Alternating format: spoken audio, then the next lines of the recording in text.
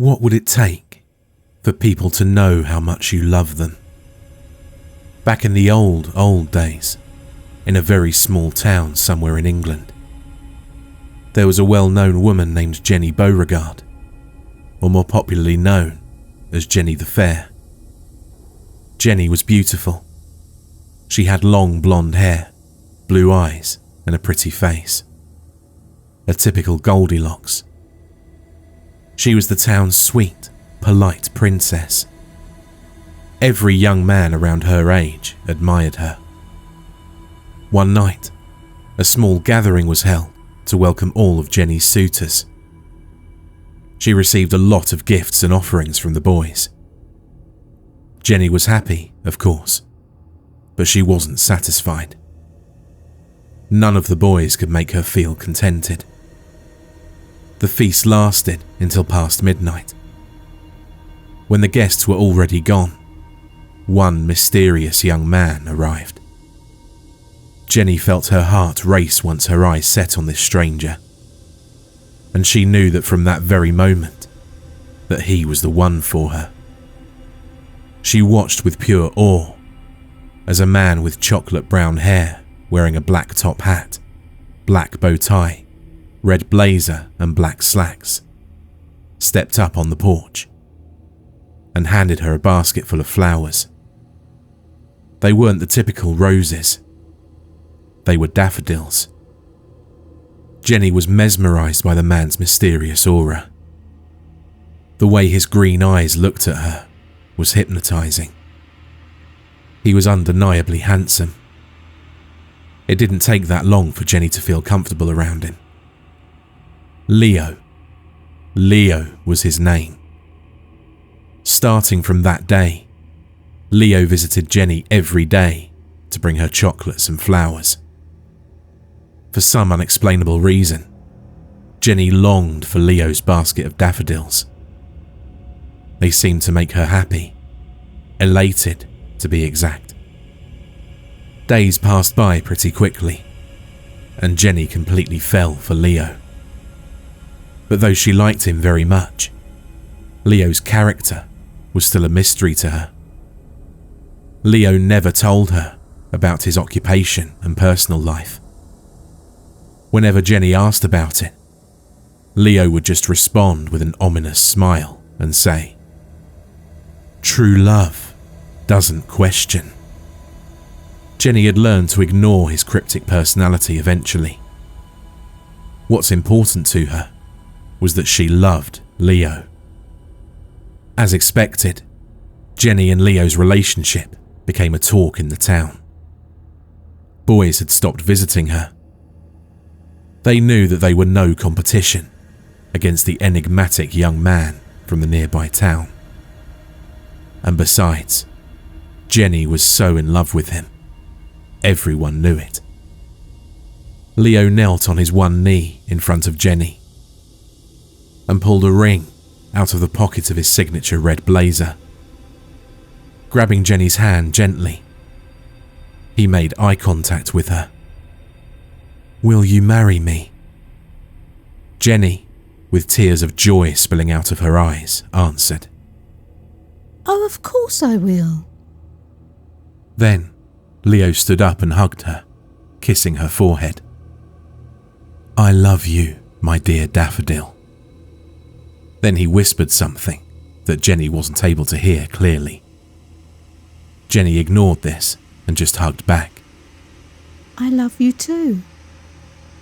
Jenny the Fair was about to become a wife. The whole town was happy for her. They set the wedding date on the last day of the month. So apparently, they had a lot of time to prepare. The wedding would be the biggest and grandest in town. It would be a wedding of a lifetime. The town's princess would finally marry her prince. However, after the wedding proposal, Leo had stopped visiting Jenny. No one knew where he'd gone. No one even knew where he lived. They just knew that he was Leo and that he was a mysterious man from the nearby town. 3 weeks had passed and Leo hadn't given any sign of showing up. Jenny was already losing hope. Maybe Leo had already found someone better than her.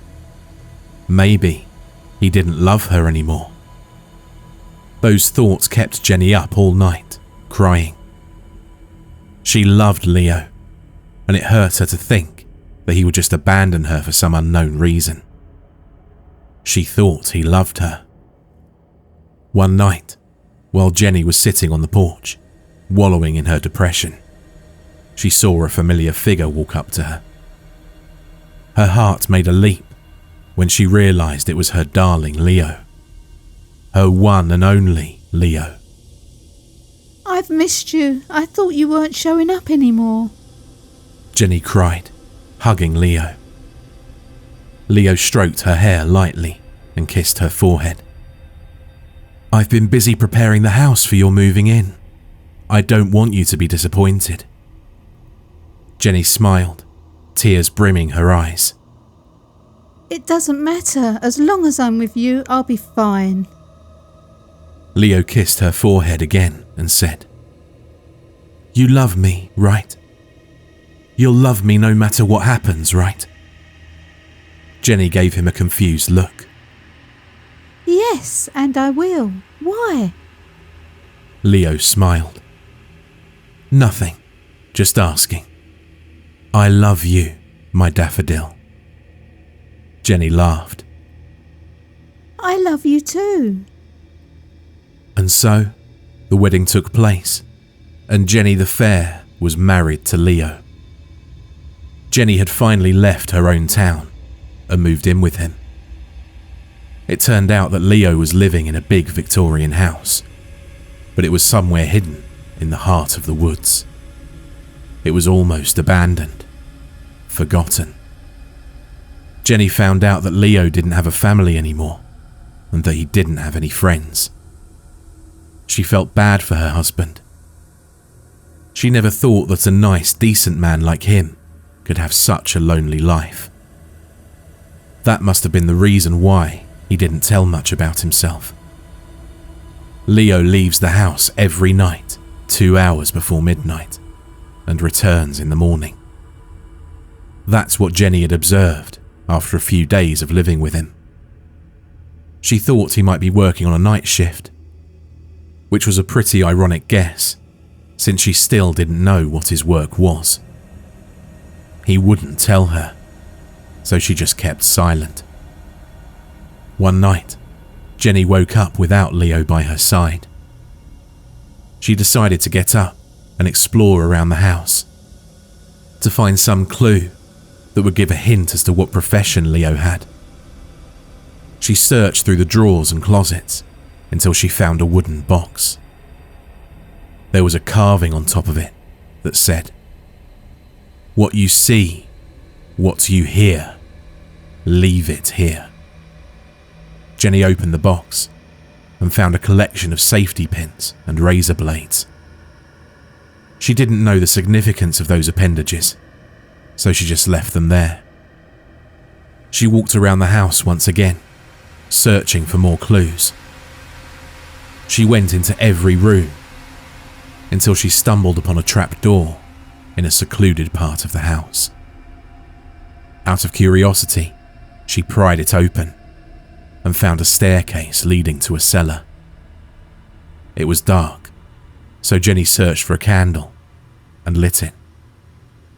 Then she took the stairs cautiously. There was a faint smell in the air that Jenny couldn't put a finger on. It was somehow familiar. Her footsteps echoed in the darkness with every step. When she reached the bottom, she noticed something on the floor. Bending down to study it, she realized it was a daffodil.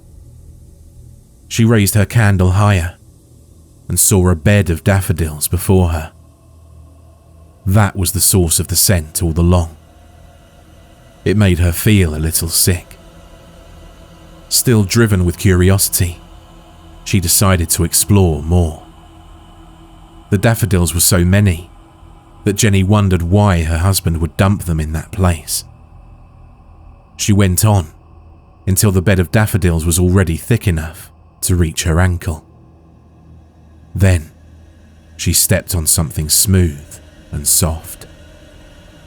Looking down and illuminating the way with her candle, she saw a white cloth, satin.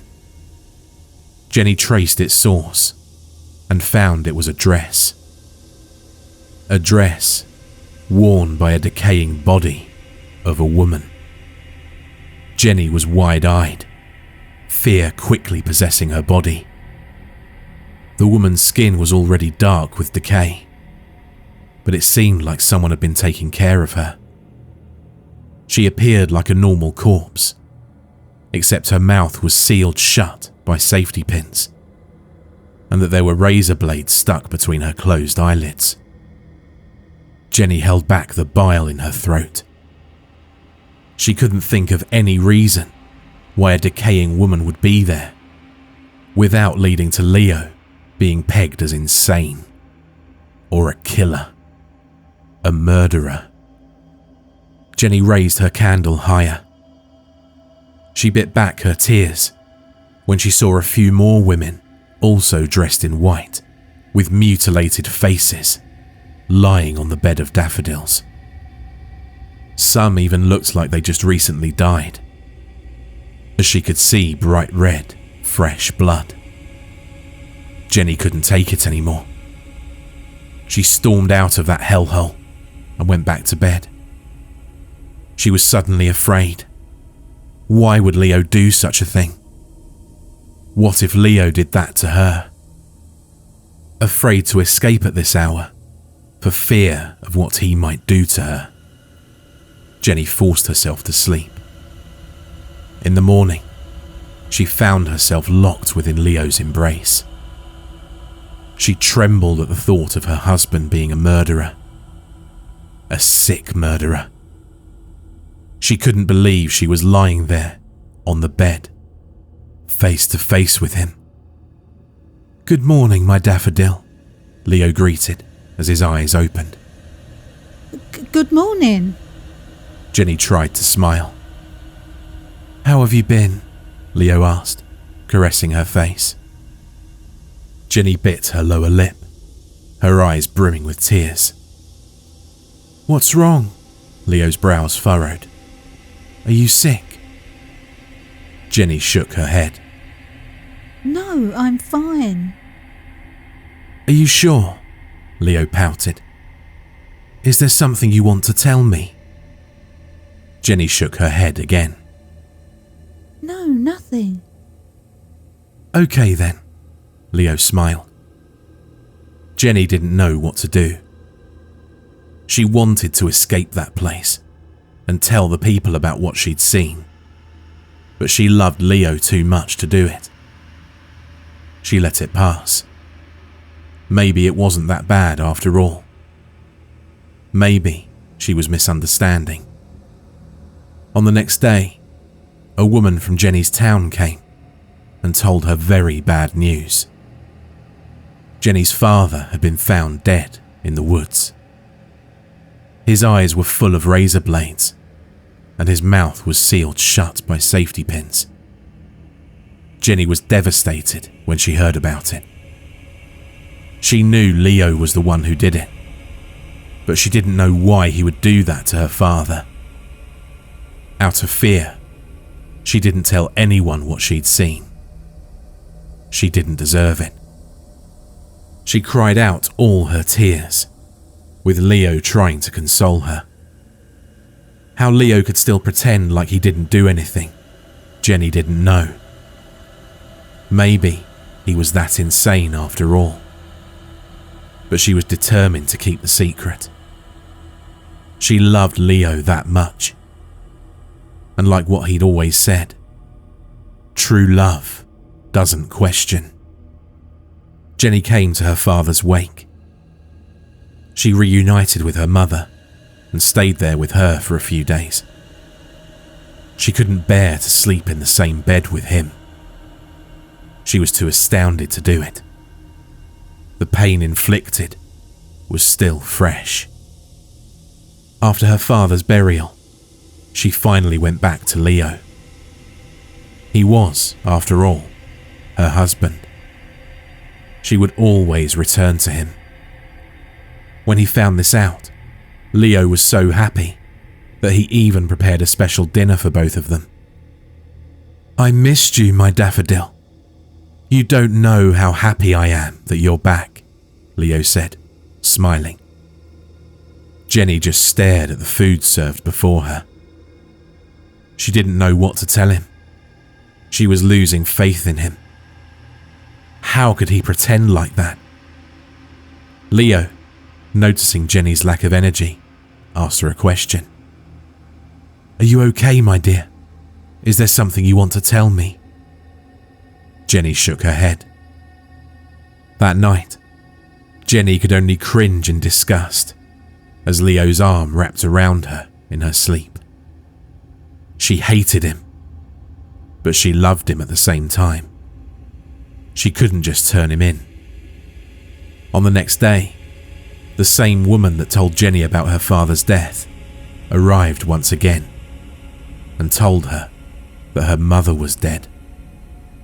She'd been found dead in her room, on her bed, in the same condition as her father. Jenny didn't take the news well. She ended up fainting. When she woke up, she was already in the town hospital, with some of her friends watching over her. Leo had already done enough. Though she loved him very much, she had to turn him in. He needed to be stopped. "Where's Leo?" Jenny asked. "We don't know," her friend shrugged. "Listen," Jenny said, voice shaking. "Leo is the one who killed my father and my mother. Actually, he's keeping the bodies of his victims in our house.